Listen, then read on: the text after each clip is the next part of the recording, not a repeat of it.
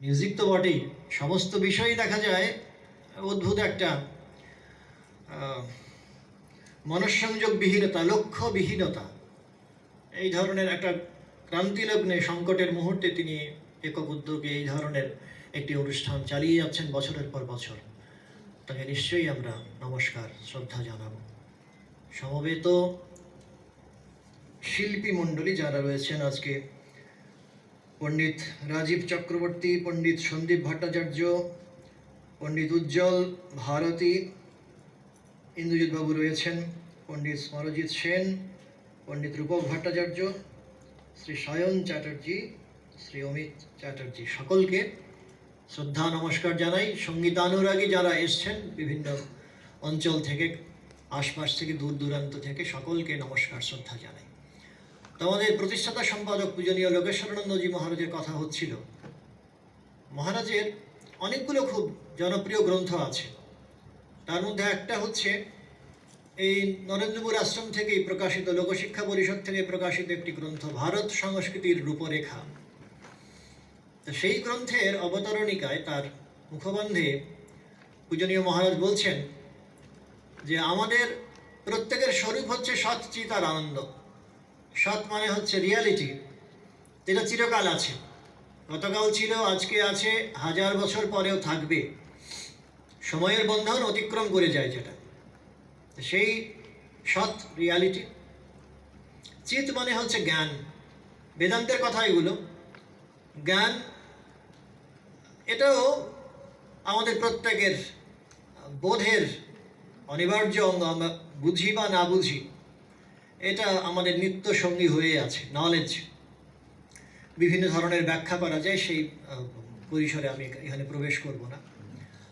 আর আনন্দ, bliss, এই আনন্দকে যে যেমনভাবে অনুভব করছে, কেউ হয়তো খেয়ে দিয়ে আনন্দ পাচ্ছে, কেউ আবার ক্রিকেট মাঠে ব্যাট ঘুরিয়ে আনন্দ পাচ্ছে, কেউ আবার এই ধরনের সৃষ্টিশীল কাজে নিজের অন্তরের যে মনোময় কোষ, বেদান্তের পরিভাষায় মনোময় কোষ থেকে সৃষ্টিশীলতা, সৃজনশীলতা তার প্রকাশ করছেন, আনন্দের উদ্ভাস সেখানে আমরা দেখতে পাচ্ছি। আর আরেক ধরনের আনন্দ আছে, ভজনানন্দ, ভগবানের নাম গুণগান করে আনন্দ হয়। এখানেও আজকে দিনভর এই আনন্দেরই অনুশীলন হবে। আর তার ওপরে আছে ব্রহ্মানন্দ। ব্রহ্মানন্দ চরম অনুভূতির আনন্দ। আমি আছি নিত্য বুদ্ধ, মুক্ত, শুদ্ধ বোধস্বরূপ। এইটা একটা সময় গিয়ে সাধক পথ চলতে চলতে অনুভব করেন, তখন হয় ব্রহ্মানন্দের আস্বাদন। তো মহারাজ বলছেন যে আমরা যে এই সচ্চিত আনন্দ স্বরূপ, এইটাকে আমরা প্রকাশ করতে চাই। শুধু জেনে চুপচাপ বসে আছি এমন নয়, প্রকাশ করার জন্যও চেষ্টা করেছেন সাধককুল দেশে দেশান্তরে। শুধু ভারতবর্ষে হয়েছে এমন নয়, এটা বললে নিশ্চয়ই ভুল বলা হবে। এটা মানবজাতি সামগ্রিকভাবে তার ইতিহাসে এই একটা বিশেষ প্রবণতা আমরা লক্ষ্য করেই থাকি। এই সচ্চিত আনন্দকে প্রকাশ করার জন্যে কবিরা আছেন, দার্শনিকেরা আছেন, সাহিত্যিকেরা আছেন, এবং অবশ্যই সঙ্গীত সাধকেরা আছেন।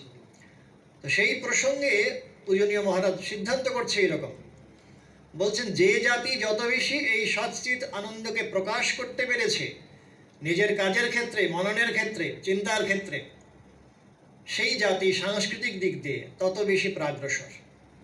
তো ভারতবর্ষের অনন্য গৌরব এই জায়গায় যে সেই সচ্চিত আনন্দকে আমরা যেমন অনুভব করার জন্যে নিজেদের সর্বশক্তি নিয়োজিত করেছি, তেমনিভাবে এটাকে প্রকাশ করার জন্য সমস্ত ক্ষেত্রে, কাজের সকল কর্মে, সকল মননে, সকল হৃদয়তন্ত্রে যেন মঙ্গল বাজে। এইটা ভারতবর্ষ হাজার হাজার বছর ধরে এই পথ ধরেই চলেছে। তো আমাদের খুব আনন্দের দিন আজকে এই কারণে যে এই যে সাধনার বিভিন্ন ক্ষেত্র রয়েছে, বিভিন্ন স্তর রয়েছে। তো তার মধ্যে একটি অবশ্যই সাংগীতিক সাধনা। এই বিশেষ করে যন্ত্রসঙ্গীতের সাধনায় যারা নিবেদিত প্রাণ, নিজেদের জীবন, যৌবন, ধনমান সব অর্পণ করেছেন যারা, তারা আজকে সমবেত হয়েছেন। আপনারাও এই সঙ্গীত বিদ্যাকে ভালোবাসেন বলে এসছেন, সকলকে সশ্রদ্ধ নমস্কার জানাই।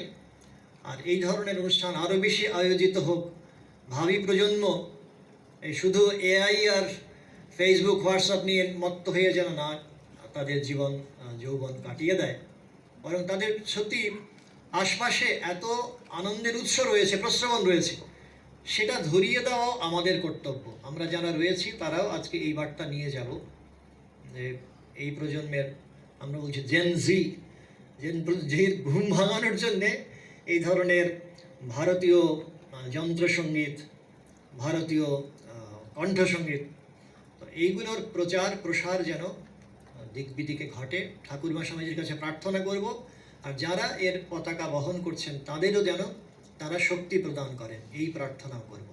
আবারও সকলকে ধন্যবাদ।